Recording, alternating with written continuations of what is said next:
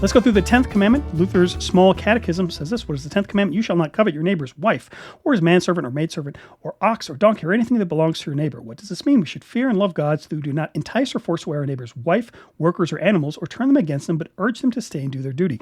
Okay, so while the 9th Commandment talked specifically about the house or inheritance, this commandment talks more about the things within the house, the people and the animals and stuff that dwell within the house. So less the physical things and more like the living creatures and people in life.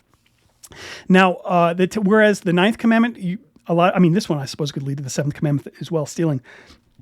Excuse me. The 10th Commandment deals more with if you're trying to scheme to take your neighbor's wife away, if you're trying to scheme to take somebody's husband away or something like that, that's a violation of the 10th Commandment, but that's very quickly, probably also already a violation of the 6th Commandment. This is these things where one person is married and they're fantasizing about, man, I'm married, but I would love to be married to, insert random famous person or insert other person I see,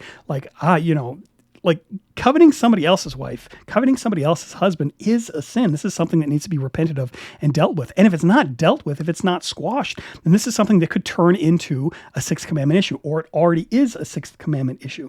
Let me see, neighbor's wife or his manservant, maidservant. So this isn't as common for us to have manservants and maidservants, but you think about it like this. You're like, a business setting. You're trying to poach people's workers or whatever. You're like, man, I really like this guy's secretary. I'm going to do what I can to scheme so that they come and work for me instead.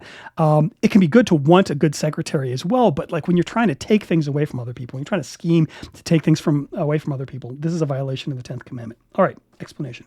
Fear and love God, so we do not entice or force away our neighbor's wife. Now, thankfully, forcing away somebody else's wife or their husband isn't as much of a thing in the United States, although I'm sure it is elsewhere in the world.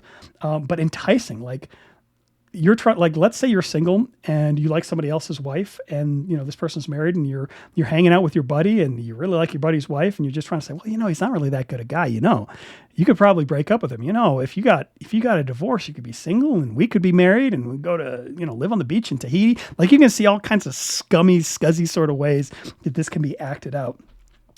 Entice or force away our neighbor's wife, workers, or animals. So, come on, Poochie. Turning somebody's dog. I'm not sure how you would do that, to turn somebody's dog against them. But again, this is coveting. This is saying, I want what this person has insofar as I would like to take it from them. I would like to scheme to somehow get it away from them, or turn them against him. Yeah. So in addition to trying to take them for yourself, this is also a violation of the 10th Commandment when you're trying to say, look, I'm going to make this person upset with their spouse on purpose. I'm going to make this person upset with their workers, or their workers upset with them, to try to create a rift, a schism between. This sounds kind of like some sort of reality TV show drama, but there is, this does actually happen. But urge them to stay and do their duty. Again, so let's go back to the 6th Commandment real quick. If this is an adultery divorce thing, you are violating the 10th Commandment if you are specifically encouraging somebody to go and get a divorce.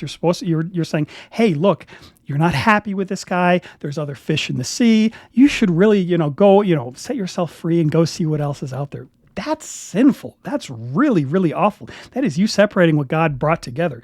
If you are, hey, I'll even pay your legal bills, and we'll take care. We'll get you single, and we'll get you out on the dating scene again. This is an absolute sin. This is a horrific thing. Now, again, this sounds like a plot of a really horrible Hallmark movie, and the morals in those are usually questionable. But this is something that actually happens. So whereas the 9th Commandment is you shall not covet your neighbor's house, so this is house and inheritance, 10th Commandment is more along the lines of everybody who resides, animal or human, within the household, within the company, works with them, that sort of thing. I would even extend this to say within the congregation. If you're like, hey, I'm coveting the members of another congregation, I want to get as many of them over here as possible, I would say that that's a sin as well, because they're kind of in a spiritual household where they are, and you're trying to entice them, antagonizing between them and their pastor to try to get them to come over. I don't think you should be doing that. All right, that is the 10th Commandment. You shall not covet your neighbor's wife, or manservant, maidservant, his ox, or his donkey, or anything that belongs to your neighbor. What does this mean? You should fear and love God, so we do not entice or force away our neighbor's wife, workers, or animals, or turn them against them, but urge them to stay and do their duty. Hope this helps. God bless, and take care.